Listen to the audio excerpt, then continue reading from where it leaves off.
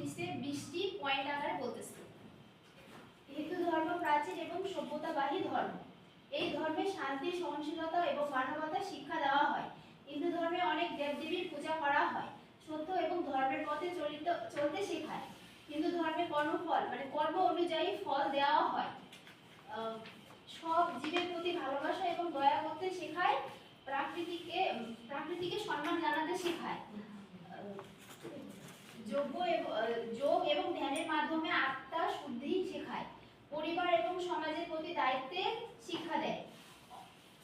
হিন্দু ধর্মে অনেক পবিত্র গ্রন্থ রয়েছে, যেমন রামায়ণ, ভগবত গীতা, বেদ ইত্যাদি। হিন্দু ধর্মে কিছু ধর্মীয় উৎসব রয়েছে, তার মধ্যে প্রধান কিছু উৎসব হলো দুর্গাপূজা, দীপাবলি, হোলি, আরো অনেকেই রয়েছে। হিন্দু ধর্ম ভালো কাজ করতে উৎসাহ দেয়। আত্মা অমর, এই বিশ্বাসে মানুষকে শক্তি যোগায়। হিন্দু ধর্মে পুনর্জন্মের কথা বলা হয়েছে। সব ধর্ম এবং মানুষের প্রতি সম্মান শেখায়। গুরুজন এবং ছোটদের সম্মান এবং শ্রদ্ধা ভালোবাসা করতে শেখায়। ন্যায় এবং সত্যের জয় হবে, এই শিক্ষা দেয়।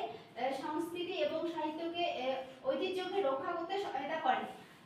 মন্দ কাজ থেকে দূরে রাখতে শেখায়। জীবনের শান্তি এবং নৈতিকতা বজায় রাখতে শেখায়। সর্বোপরি আমরা বলতে পারি যে হিন্দু ধর্ম একটি শান্তির ধর্ম।